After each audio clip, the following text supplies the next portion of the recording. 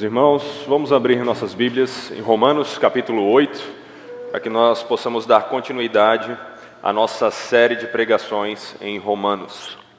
Nós vamos meditar nos versículos 1 a 11 no dia de hoje, mas agora nesse primeiro momento eu quero que você olhe comigo apenas para o versículo 1, que diz assim: Agora, pois, já não existe nenhuma condenação para os que estão em Cristo Jesus.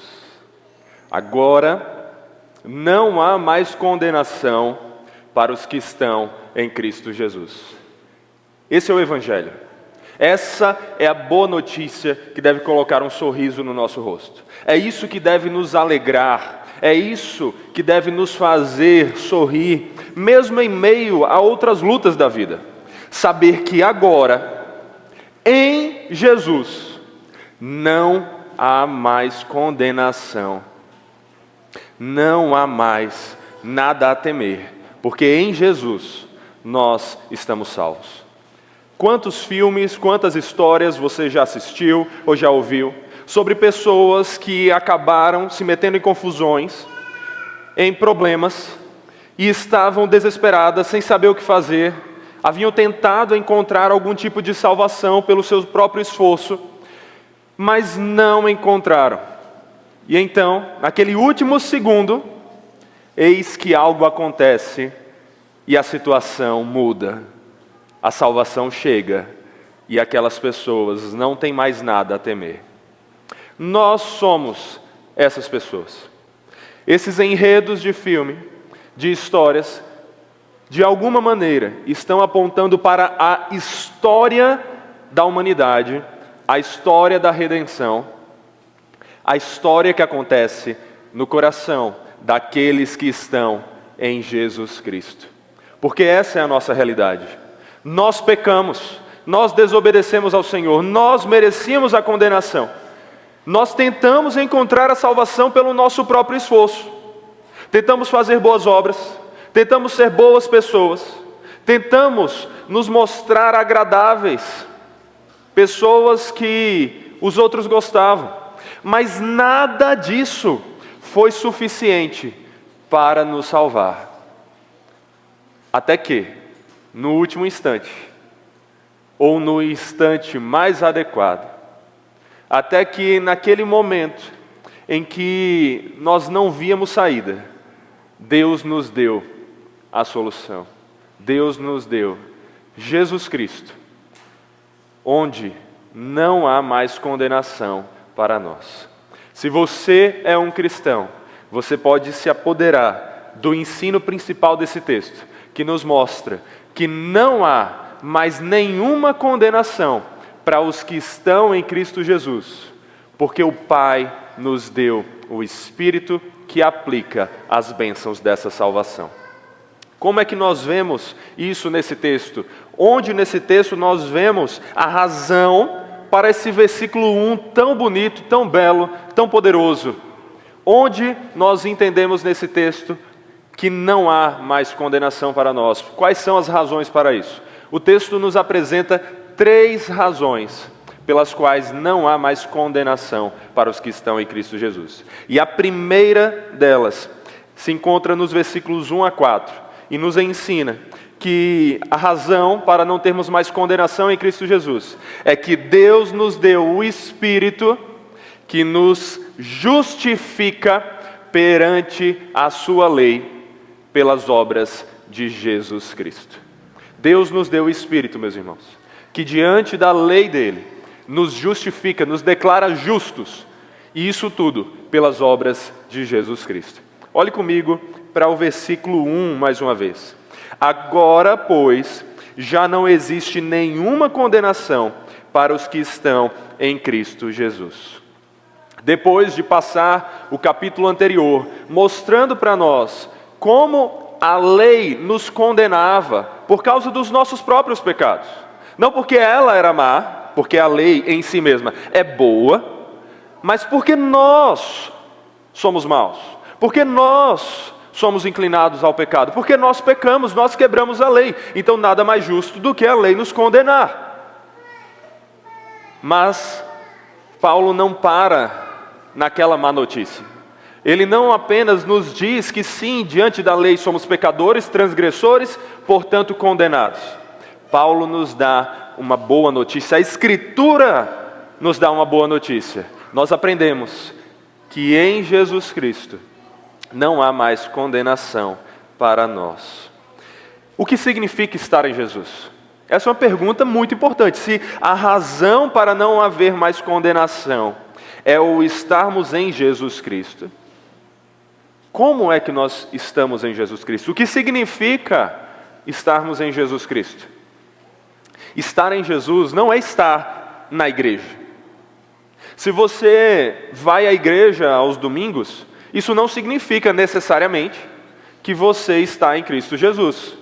Você pode muito bem ter passado a sua vida inteira na igreja, mas não ter estado em Cristo Jesus. Foi isso que eu experimentei. Eu passei da minha infância aos 19 anos na igreja.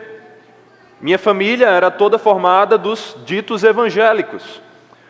Mas eu não era um verdadeiro convertido. Eu não estava em Cristo Jesus. Eu estava na igreja, mas eu não estava em Cristo Jesus. O que significa estar em Cristo Jesus? A palavra nos mostra que a ideia de estarmos em Cristo é estarmos unidos a Ele. Unidos a Ele em sua obra, em sua vida, em sua morte e em sua ressurreição. Nós já meditamos um pouco sobre isso nessa série de pregações aqui em Romanos. E o que é que nos une a Cristo? É a fé. Mas não uma fé que diz, eu creio em Jesus. Eu sempre disse isso. Desde que eu me entendo por gente, eu falava, eu creio em Jesus. Mas não é o falar que crê que realmente demonstra uma fé. Muitas e muitas pessoas dizem que acreditam em Jesus, mas não creem nele de verdade. Crer em Jesus, meus irmãos, é muito mais do que falar com a boca. Falar com a boca, confessar com a nossa boca é uma parte importante. Não podemos ser agentes secretos da fé, que têm vergonha de falar que creem em Jesus. Nós devemos falar. Mas, quando a Bíblia nos fala que aqueles que são salvos são os que confessam a Jesus com a boca, ela completa, que são aqueles que creem em seu coração que Deus o ressuscitou dentre os mortos. Não é uma mera fé, é uma fé que crê de verdade, com toda certeza, que Jesus foi ressuscitado pelo Pai dos mortos. Jesus morreu, mas Jesus ressuscitou. E aqui nós vemos a prova do Evangelho, porque é por causa da sua morte e da sua ressurreição que nós temos salvação, como o texto vai enfatizar. Portanto, o que significa estar em Cristo Jesus? Significa ter uma fé verdadeira, uma fé que não apenas confessa com a boca, mas crê no coração. Uma fé que muda a nossa vida, porque dizer que crê em Jesus, mas viver como se Ele não existisse, não é fé verdadeira. Não é fé verdadeira. E é por isso que a igreja está cheia de falsos cristãos, cheia de pessoas que dizem, eu creio em Jesus, mas não creem de fato. É por isso que muitas vezes mães e pais dizem, meus filhos estão desviados, quando querem dizer apenas, não, quando eles eram crianças, eu ensinei eles a repetirem que deveriam crer em Jesus. Mas aí eles pararam de dizer isso um dia e foram para longe. Eles se desviaram, como se quisessem dizer que eles estavam em Cristo Jesus, e então eles se separaram. Não! Eles apenas confessavam com a boca, mas não criam no coração. E é aí que pais e mães têm que acordar para como eles olham para a fé de seus filhos. Como nós devemos olhar para a nossa própria fé e como nós devemos olhar para a fé dos nossos irmãos. Porque não significa que se eu falo eu creio em Jesus, eu creio. A fé verdadeira, ela transforma vidas. E quando nossa vida não está transformada, quando vivemos como qualquer ímpio, qualquer incrédulo, qualquer pessoa que diz que não crê em Jesus vive, nós não cremos em Jesus de fato, nós não estamos em Cristo Jesus. E se nós não estamos nele, essa verdade tão bonita, de que não há mais condenação, não é uma verdade para nós. Mas se estamos em Cristo Jesus, nós podemos nos alegrar, porque em Jesus, crendo de verdade, se cremos de verdade, porque o Espírito de Deus nos deu a fé que é um presente dele, nós podemos nos alegrar, tendo certeza de que não há mais nenhuma condenação para nós. E qual é a razão disso? Qual é a razão de, por estarmos em Cristo Jesus, não termos mais condenação? O texto continua nos dizendo, e ele mostra que o Espírito é essa razão. Versículo 2: porque a lei do Espírito da vida em Cristo Jesus livrou você da lei do pecado e da morte. Da lei do pecado e da morte. Se você olhar para o último versículo do capítulo 7, você vai ver no versículo 25, que Paulo termina aquele texto dizendo: graças a Deus por Jesus Cristo, nosso Senhor. De maneira que eu, de mim mesmo, com a mente, sou escravo da lei de Deus, mas segundo a carne, sou escravo da lei do pecado. Como nós vimos, Paulo, no capítulo 7, gasta tempo focado em nos mostrar o papel da lei na nossa vida, mostrando como a lei se relaciona à humanidade, tanto aos regenerados como aos não regenerados. É isso que ele se foca no capítulo 7, e ele vai mostrar que a lei é boa, ela é santa, ela é justa, ela é espiritual, mas o homem não é, em si mesmo ele não é. O homem é inclinado ao mal, o homem é pecador, o homem é inclinado a fazer o mal. Portanto, o que acontece com isso? O pecado que o homem comete é também o pecado que o estimula e o inclina a ainda mais pecado. E por isso o condena diante da lei que é boa. Aqui então, nós vemos que a lei revelada do Senhor, a lei conforme revelada na palavra, ela é boa, mas ela apresenta uma má notícia para nós, porque nós não somos. Ela nos mostra que nós quebramos os seus mandamentos e, portanto, estamos condenados. Isso resultou em morte para nós. Nós fomos condenados pela lei, devido aos nossos pecados, à morte. A morte, que é a punição, a condenação, que a lei, como justa, oferece àqueles que são injustos, àqueles que são pecadores. Além disso, no final do capítulo 7, como nós vimos semana passada, Paulo enfatiza como nós em nós mesmos, em nossa natureza comum, somos inclinados ao mal. Vivemos naquela inclinação para fazer o que é mal, mesmo quando, até regenerados, queremos fazer o bem. Paulo vai mostrar que a lei do pecado, o padrão do pecado, é isso que ele quer dizer aqui novamente com lei, certo? E é isso que ele estava dizendo lá. Esse padrão, ele é como uma força que nos conduz ao mal. E esse padrão, essa lei do pecado, ela nos leva a praticar aquilo que desagrada a Deus. Mas se no capítulo 7, Paulo enfatiza como o pecado usou a lei que é boa para punir, para nos condenar a nós, que nós somos maus, agora no capítulo 8, ele passa a enfatizar uma boa notícia, e essa boa notícia está focada na pessoa do Espírito Santo de Deus.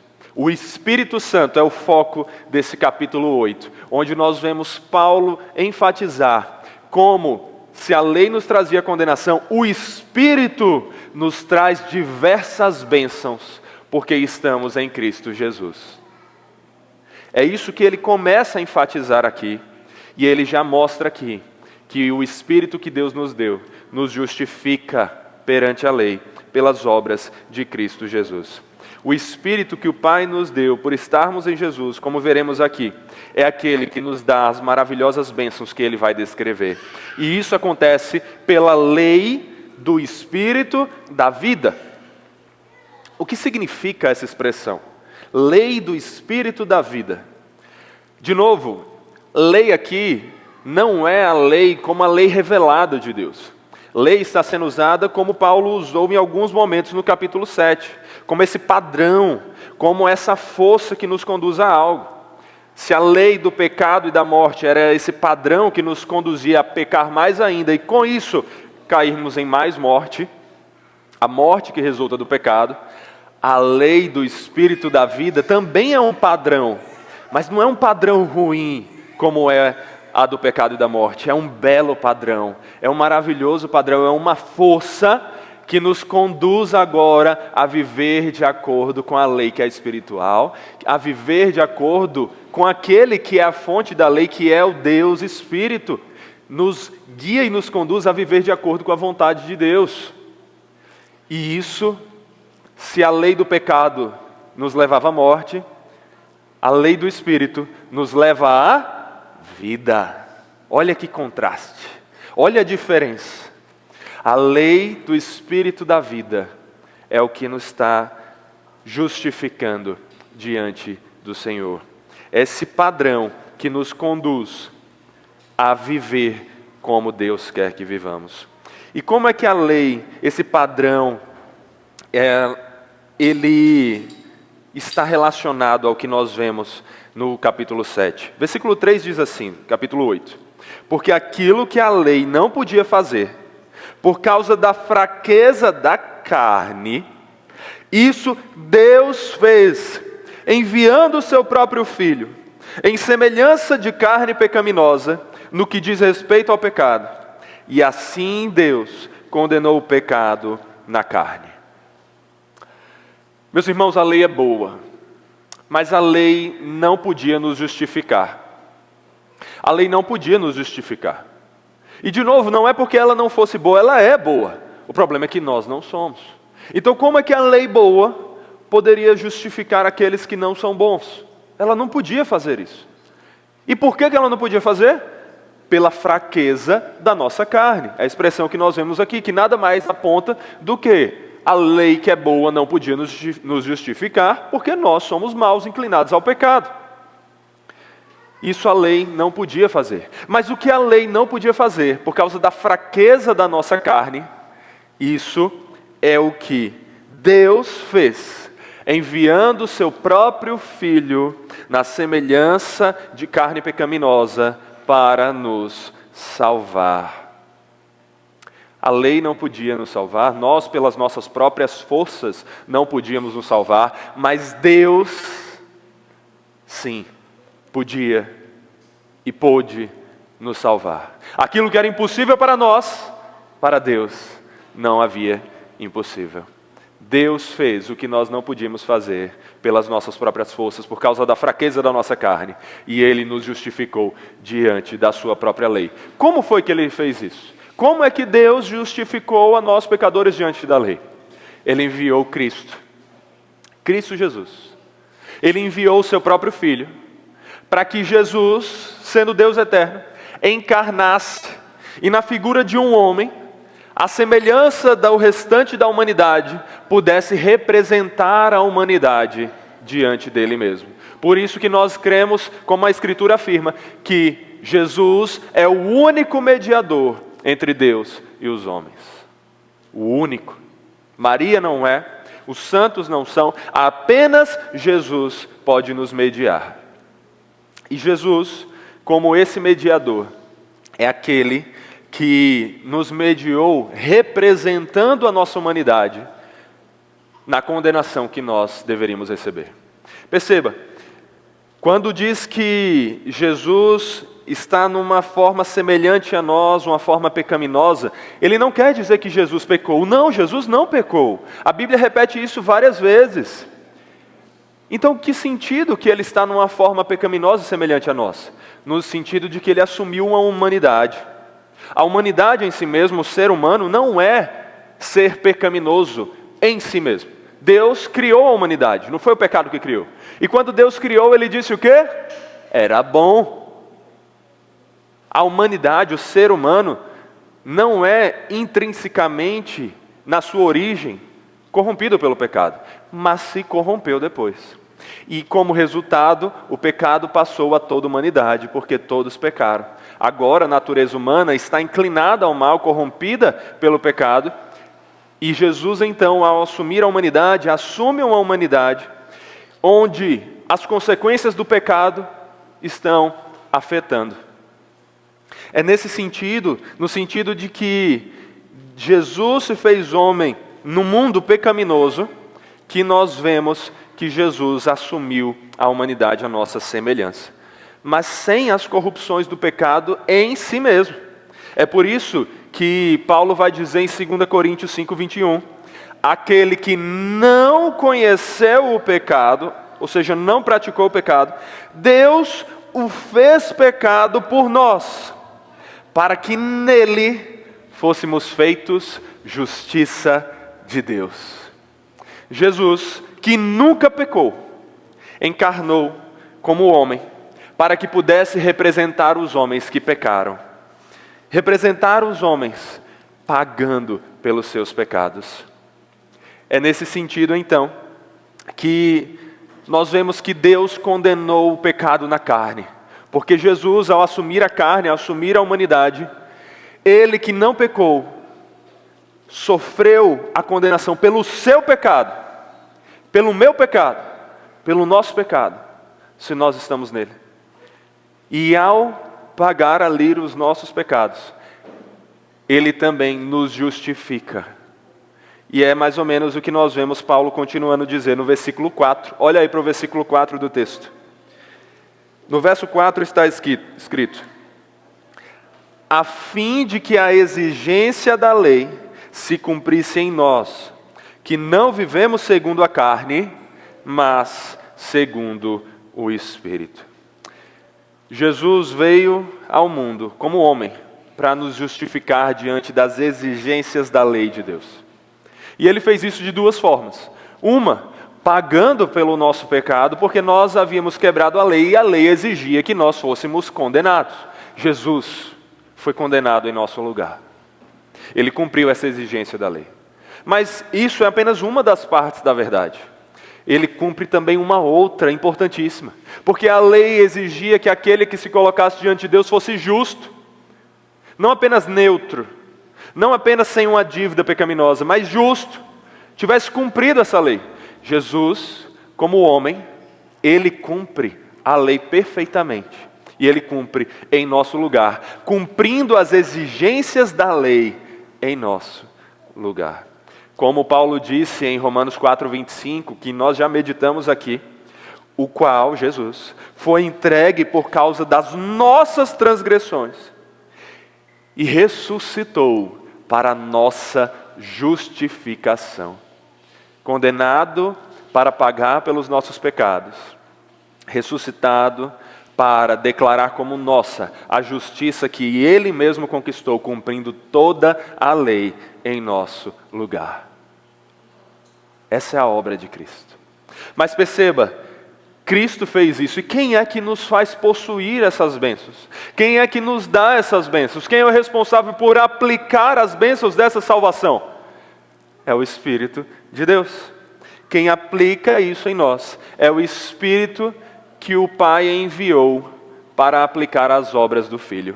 Aqui nós vemos então a obra de cada uma das pessoas da Trindade na nossa justificação. Perceba, o Pai é aquele que envia o Filho e que envia o Espírito. O Filho é aquele que veio, assumiu a carne, assumiu a humanidade, encarnou, cumpriu a lei em nosso lugar e morreu para pagar os nossos pecados. E o Espírito é aquele que aplica todas essas obras de Cristo na nossa vida, de maneira que Ele nos une a Cristo, ao ponto de que quando o Pai nos vê, Ele não vê mais os nossos pecados, Ele não vê mais a nossa ficha criminosa, Ele vê a justiça de Jesus, que nos foi dada pelo Espírito que Ele mesmo enviou. Nós vemos a obra da Trindade na nossa justificação, na nossa salvação. E é por isso que não há mais condenação para nós que estamos em Cristo Jesus, para nós que verdadeiramente cremos que Jesus Cristo é o Filho de Deus, o Salvador. Meus irmãos, quando nós olhamos aqui para tudo isso, nós vemos que, nesse sentido, não somos mais condenados pela lei, porque não somos mais vistos como transgressores da lei. Não há mais condenação, porque quando Deus, como justo juiz, olha para nós, Ele não vê mais transgressão. Então como é que ele vai nos dar um veredito de condenação? Não há. Ele vê em nós justiça pelas obras de Cristo e, portanto, não há transgressão, nenhum veredito de condenação. Mas esse não é o único aspecto que não há condenação. Não há também mais a punição, que seria o resultado do veredito condenatório. Não há mais essa punição, não há mais morte eterna, não há mais inferno para nós que estamos em Cristo Jesus, porque Cristo Jesus nos justifica pelas suas obras, que são aplicadas a nós pelo Espírito que foi enviado pelo Pai. Assim, meus irmãos, nós vemos que a doutrina da justificação, a doutrina que diz que nós, mesmo sendo pecadores, somos agora declarados justos, essa bela doutrina, a doutrina da justificação somente pela fé, aquela que Lutero disse que é tão importante, que é a qual faz com que a igreja permaneça de pé ou caia, essa doutrina, esse ensino e essa verdade é um presente da obra trina do nosso Deus, do Pai, do Filho e do Espírito Santo. Isso é que o Espírito faz. Não é nos fazer rodar, cair, mas é nos justificar.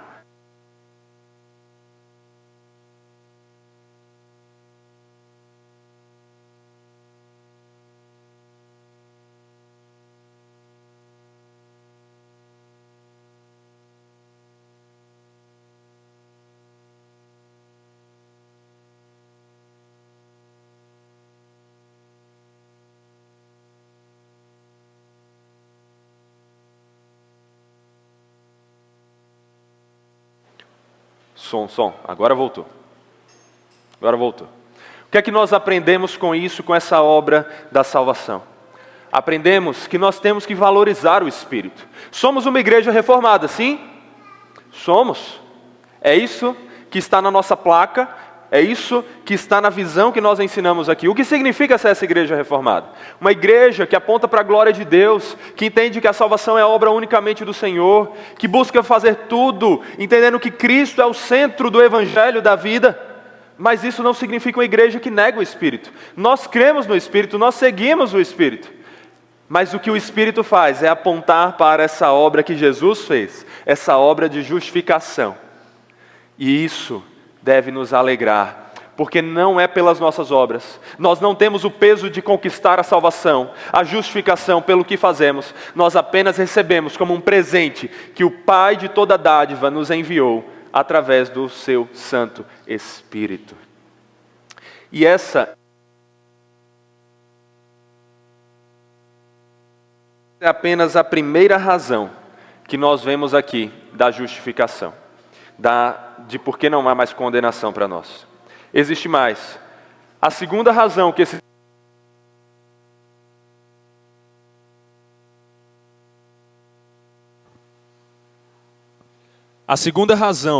esse texto nos dá, pela qual nós não temos mais condenação, é que Deus nos deu um Espírito que nos capacita a viver em conformidade com a sua vontade. Deus nos deu um Espírito que nos capacita a viver em conformidade com a sua vontade. Olha comigo para o versículo 4 mais uma vez. Versículo 4 diz: a fim de que a exigência da lei se cumprisse em nós, que não vivemos segundo a carne, mas segundo o Espírito. Essa capacitação tem a ver com o seu objetivo de que as exigências da lei sejam cumpridas em nós. Elas são cumpridas já num aspecto, porque Cristo faz em nosso lugar. Mas existe mais.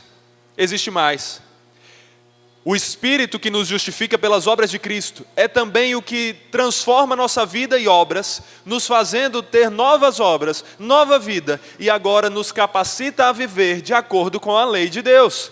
Versículo 5 diz: os que vivem segundo a carne se inclinam para as coisas da carne, mas os que vivem segundo o Espírito se inclinam para as coisas do Espírito. Você está vendo como o Espírito é o foco aqui? Nós cremos no Espírito, nós louvamos o Espírito, mas veja qual é a obra do Espírito. Esse Espírito é aquele que nos capacita a viver de acordo com a vontade do Senhor. No capítulo 7, Paulo mostra o como nós não temos forças em nós mesmos para vivermos de acordo com a vontade dele, vivermos de acordo com a lei.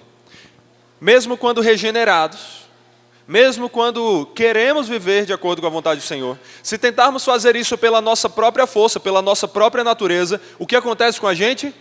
Fracassamos. O bem que queremos fazer, esse não fazemos, e sim o mal que tanto odiamos. Mas a situação é diferente quando estamos em Cristo Jesus. A situação é diferente quando temos o Espírito de Cristo Jesus, porque esse Espírito é quem nos capacita a viver de acordo com a vontade de Deus. Agora que temos o Espírito, nós não precisamos mais viver derrotados pelo pecado, vivendo na prática do pecado sem jamais conseguir fazer o que é bom, sempre fazendo aquilo que é ruim. Nós temos força para vencer o pecado. E como é que nós temos essa força? É pelas obras de Jesus Cristo, é pela obra do Espírito Santo de Deus que nos capacita a viver de acordo com a vontade dele. As obras da carne, a inclinação da nossa carne é para o mal e continua sendo. Nós em nós mesmos, se tentarmos viver pelas nossas forças, ainda praticaremos o mal, ainda lutamos contra os desejos pecaminosos que nós tínhamos antes. Mas hoje nós podemos vencer tudo isso, porque em nós está o Espírito Santo de Deus. Versículo 6 vai dizer: pois a inclinação da carne é o quê? É morte. Mas a do Espírito é vida e paz. Enquanto a carne nos inclina, nos leva a desejar o pecado, a fazer o mal e com isso recebermos a morte, a inclinação do Espírito é totalmente o oposto. Ela nos leva a fazer aquilo que é vontade de Deus. E como fruto da vida que o Espírito opera em nós, a termos essa paz que vem de Deus, paz com Deus. Nós temos a vida no Espírito Santo. Por que isso? Versículo 7. Porque a inclinação da carne é inimizade contra Deus, pois não está sujeita à lei de Deus, nem mesmo pode estar. A carne, os nossos desejos naturais, pecaminosos, só nos levam para mais longe de Deus. Eles são inimigos de Deus, esses desejos. Eles operam contra a vontade do Senhor. Eles são opostos. Eles só nos fazem ser ainda mais inimigos. E é por isso que eles não submetem à lei do Senhor. Eles são rebeldes. Como nós vimos, a carne, se deixada por si mesma, ela entra em rebeldia contra a lei de Deus e ela quer bater no peito e dizer: eu vou fazer aquilo que é minha vontade. Eu não vou me submeter, eu não vou fazer a vontade do Senhor. Ou seja, a carne, o homem natural, o homem sem o Espírito de Deus, o incrédulo, aquele que não está em Jesus, ele não consegue fazer a vontade de Deus, ele não consegue agradar a Deus. Não tem como ele se submeter ao Senhor. Era assim que nós vivíamos. E é assim que as pessoas sem Deus, sem o Espírito, continuam vivendo, entregues aos seus próprios desejos. E então, elas não se submetem à lei do Senhor. Qual é o resultado disso então? Versículo 8. Portanto, os que estão na carne não podem agradar a Deus. Estar na carne é continuar vivendo de acordo com os desejos da carne. Aqueles que vivem entregues aos seus próprios desejos, fazendo aquilo que querem simplesmente, fazendo aquilo que o coração manda, como a sociedade nos ensina a fazer, essas pessoas não podem agradar a Deus. Não podem, porque elas não têm o Espírito de Deus.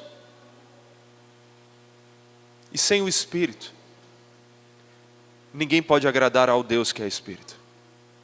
Nós vimos aqui mais cedo na liturgia, que até o nosso louvor, o louvor que Deus espera de nós, é um louvor em espírito e verdade. Sem isso, sem o Espírito, nós não podemos agradar a Deus. Mas aí, graças a Deus, não somos mais como éramos. Essa era a nossa realidade. Era assim que nós vivíamos. O que mostra para nós que ser uma pessoa boa não é suficiente. Uma pessoa boa diante da sociedade, que faz caridade, não é suficiente para Deus. Porque se não tem o Espírito dele, não pode agradá-lo. Porque em sua rebeldia continua desobedecendo a sua lei. Mas a nossa situação é diferente. Versículo 9. Vocês, porém, não estão na carne, mas no Espírito. No Espírito. Estar no Espírito não é rodar no manto. Estar no Espírito não é falar coisas que ninguém entende. Estar no Espírito é viver de acordo com a vontade do Senhor. É amar a Deus. É olhar para Cristo e em Cristo se alegrar. Estar no Espírito é o estado daqueles que estão em Cristo. Não, o batismo com o Espírito Santo não é algo que somente algumas pessoas recebem. Somente aqueles que falam as supostas línguas estranhas. Não! Se você está em Cristo, se você crê em Jesus, você tem o Espírito Santo. O Espírito Santo está em você. Você foi batizado com o Espírito na sua conversão. Se você crê em Jesus, você é batizado com o Espírito, você tem o Espírito. Você não está mais na carne, não está mais vivendo de acordo com seus desejos pecaminosos, porque você tem um Espírito que lhe capacita a viver de acordo com a vontade desse Deus. E aí, Paulo acrescenta, se de fato o Espírito de Deus habita em vocês. Paulo chama seus ouvintes à reflexão. E a palavra nos chama a essa reflexão aqui. Será que o Espírito Santo está em nós? Nem eu nem Paulo estamos querendo contradizer tudo que acabamos de falar. É verdade. O Espírito Santo está em todo cristão. Todo verdadeiro cristão. Todo aquele que está em Cristo. A pergunta é, você está em Cristo? O Espírito dele está em você? Porque, perceba, aqueles que estão no Espírito, eles vivem conforme a vontade do Espírito. Você tem vivido conforme a vontade do Espírito? Ou você tem vivido dominado pela escravidão do pecado, entregue ao pecado? Aí você fala e diz, não, mas é difícil, eu não consigo vencer o pecado. Difícil é. Paulo falou sobre isso no capítulo 7, nós meditamos sobre isso. É difícil, porque ainda lutamos contra o velho homem. Mas não é impossível. Porque não lutamos mais pelas nossas próprias forças. Se estamos em Cristo, temos o Espírito e podemos vencer o pecado, porque lutamos pelas forças do próprio Espírito de Deus. A questão é, estamos vencendo o pecado? Porque se não estamos vencendo, a razão é que não temos o Espírito. Então fica a reflexão. Fica a reflexão para os ouvintes de Paulo, fica a reflexão para nós. E Paulo diz, e se alguém não tem o Espírito de Cristo, esse tal não é dele. É interessante que Paulo acabou de falar Espírito de Deus. Se você observar, a outra parte do versículo anterior a essa fala, se de fato o Espírito de Deus habita em vocês. Agora Paulo fala, se alguém não tem o Espírito de Cristo, esse tal não é dele. Aqui só mostra como Paulo vê o Espírito como enviado pelo Pai e pelo Filho. Aqui só mostra como Paulo vê Jesus como divino. O Espírito que ele acabou de falar, que é o Espírito de Deus, aqui em seguida, uma frase seguinte, ele chama de Espírito de Cristo. De Cristo que é Deus, que é o Deus Todo-Poderoso. E aí ele vai enfatizar, aqueles que não têm o Espírito de Deus, aqueles que não têm o Espírito de Cristo, aqueles que não têm o Espírito Santo, esses não são dele. Não são dele.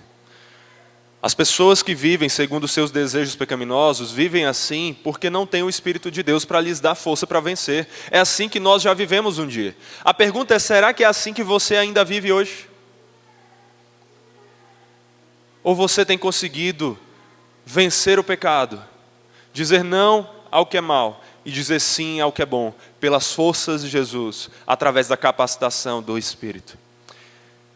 É isso que esse texto nos ensina. A importância de nós nos autoavaliarmos para verificarmos se estamos em Cristo e, portanto, temos o Espírito dele, o Espírito que nos capacita a viver de acordo com a vontade dele. Como você tem vivido? Esse texto destaca a depravação total do homem. Que o homem, na sua carne, em si mesmo, o que acontece com ele? Ele é inclinado ao mal. Paulo vai dizer que o homem natural ele não consegue nem compreender as coisas do Espírito de Deus porque eles são loucura. Essa é a depravação, esse é o nível do homem natural. O homem que não está em Cristo, ele não tem como buscar a Cristo para então ter Cristo. Ele não tem como buscar o Espírito para então ter o Espírito. Ele não busca Deus e então Deus vem a ele. Ele não crê sozinho e então Deus o salva. Deus o salva e então dá a fé. Deus vem a ele e em resposta ele vai a Deus pelas forças do próprio Deus.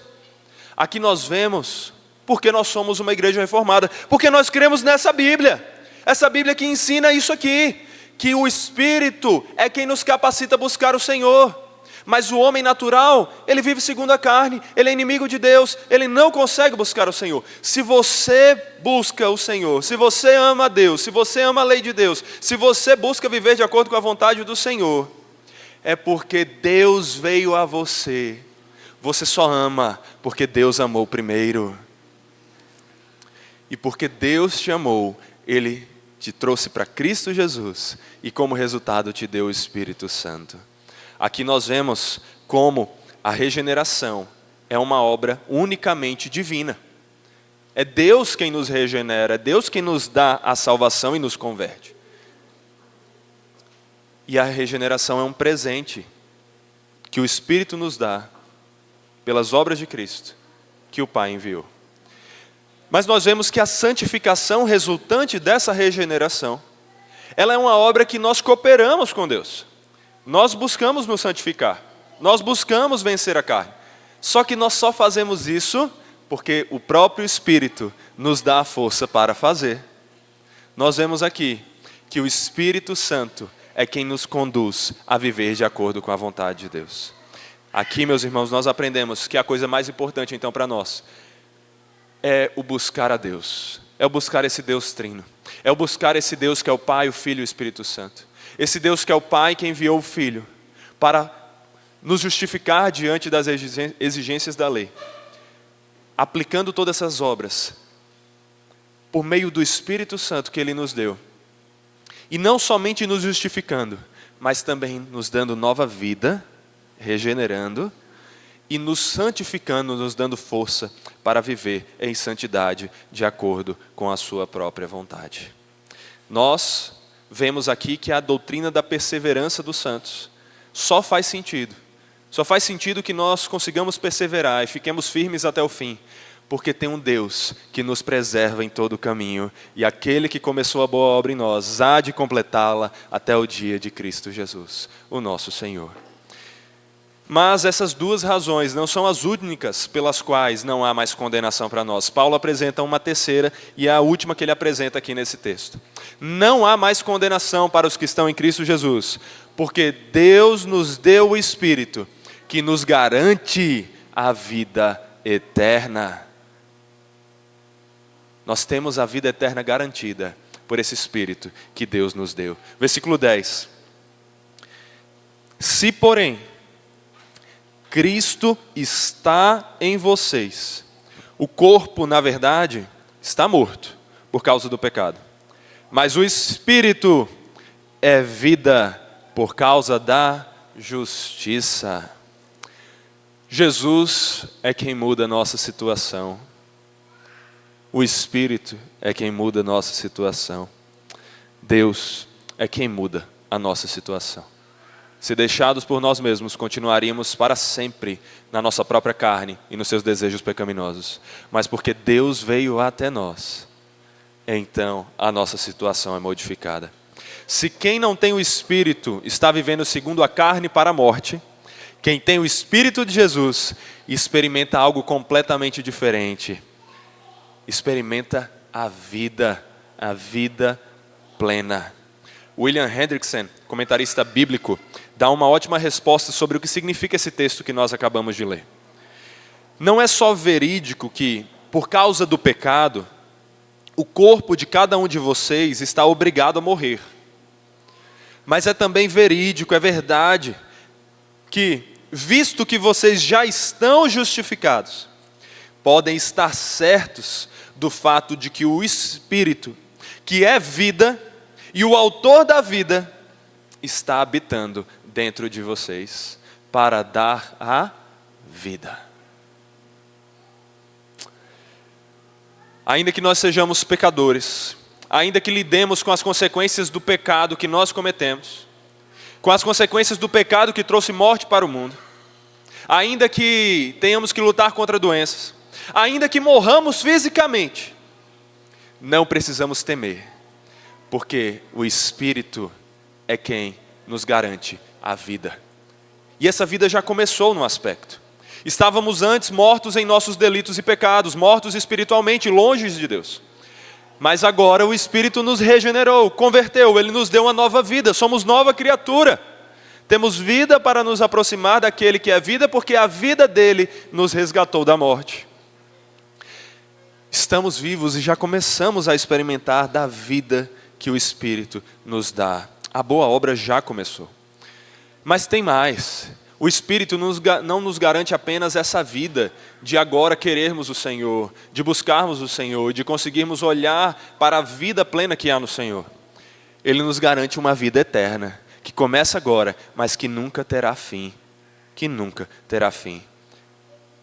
O versículo 11 diz: se em vocês habita o Espírito daquele que ressuscitou Jesus dentre os mortos, esse mesmo que ressuscitou Jesus Cristo dentre os mortos, vivificará também o corpo mortal de vocês, por meio do seu Espírito que habita em vocês. Paulo tem uma lógica muito bonita. Esses dias eu fui pregar em uma outra igreja, e eu estava meditando no capítulo 5 de Romanos, que nós tivemos a oportunidade de meditar aqui. E lá, assim como nesse texto, a lógica de Paulo, como ele constrói o seu argumento, me chama muita atenção. E nos mostra como algo que muitas vezes a gente menospreza quando está na escola e fala, não, que coisa chata, aprender sobre lógica, sobre silogismo, sobre proposições, sobre causa e consequência. Isso é algo que Paulo está usando aqui para nos dar alegria. Olha como a lógica pode nos trazer uma alegria tão grande. Perceba comigo. Paulo está colocando aqui proposições, afirmações, certo? Premissas e depois conclusão. Olha só. Se em vocês habita o Espírito daquele que ressuscitou Jesus Cristo dentre os mortos. Então ele coloca aqui, ó, é uma afirmação, certo? Aquele que está em Cristo Jesus, certo? Ele já ensinou. Esse tem o Espírito. E ele diz assim, se em vocês então que estão em Cristo, habita o Espírito daquele que ressuscitou Cristo dentre os mortos, qual é a consequência disso? Qual é a conclusão dessa premissa? Qual é a conclusão dessa verdade?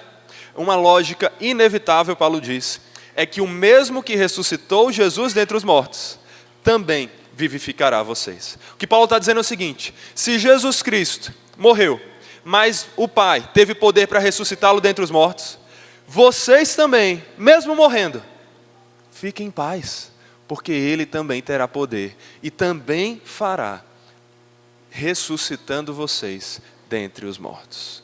Olha que lógica bonita. Essa é a verdade que nós podemos ter para nós.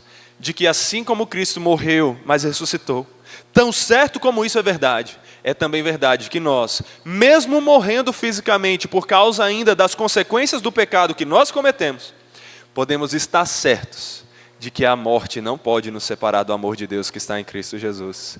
E que mesmo morrendo, nós seremos ressuscitados, assim como Deus ressuscitou a Jesus. A morte não terá poder sobre nós para sempre, porque Cristo já começou a boa obra e Ele vai completá-la e Ele nos dará a ressurreição. Mesmo que você adoeça, mesmo que um dia a morte venha sobre você, não tema nem nos segundos finais, porque morrendo, você experimenta as consequências ainda do pecado. Mas o pecado já foi vencido. A morte também será por completo. Porque Jesus Cristo morreu, mas venceu a morte. porque Deus o ressuscitou dentre os mortos. E essa mesma verdade que aconteceu com ele, acontecerá com você. E é por isso que nós não temos mais condenação, porque Deus nos deu o Espírito que nos garante vida eterna. E essa garantia nós já experimentamos agora, porque já ressuscitamos daquela morte espiritual e já temos vida espiritual para buscarmos o Deus que é Espírito e que é vida. Mas também podemos ter certeza que, uma vez tendo sido ressuscitados por Ele, para crer nas suas promessas, podemos crer com toda a convicção que aquele que ressuscitou Cristo Jesus dentre os mortos, também nos ressuscitará. É por isso que fica o chamado aqui para você. Onde você está, em quem você está? Você está em Cristo ou você está no diabo? Não tem meio termo. Se você não está em Cristo, você ainda está na morte, você ainda está no pecado, você ainda está debaixo da condenação. Se alguém não crê em Cristo de verdade, essa é a realidade sobre essa pessoa. Não importa quão boa ela seja, porque se não tem o Espírito, não pode agradar a Deus. Mas se nós temos o Espírito, podemos nos alegrar, tendo certeza de que Ele nos garante a vida eterna e não há mais condenação para nós. Por isso, você que está em Jesus, se alegre. Você está em Jesus, você tem o Espírito e você é do Pai. E você que não está em Cristo, busque experimentar isso, porque não há nada mais doce e verdadeiro para se experimentar. A coisa mais importante para você aprender aqui é: busque esse Deus Trino e nele receba as bênçãos que foram conquistadas por Cristo, segundo o plano do Pai e segundo a aplicação do Espírito. Quando você experimenta disso, não há mais condenação para você, porque você está em Cristo Jesus, o Senhor. Certo? De que nele você tem a salvação, que você se alegre e que você ore comigo aqui. Santo Deus, Deus Todo-Poderoso, nós te louvamos por esse Evangelho que mostra que nós em nós mesmos somos pecadores e merecemos a condenação. Mas por causa de Cristo Jesus, a nossa situação é modificada.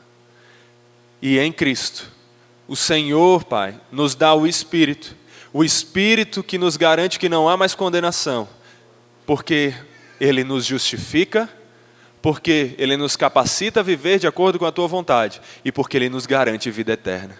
Que nós creiamos em tudo isso com tanta certeza que vivamos alegres independente das circunstâncias e aguardemos, sabendo que o Senhor vai completar a boa obra que já começou. É em nome de Jesus que nós pedimos, guiados pelo Espírito, ao Senhor nosso Pai. Amém. Amém.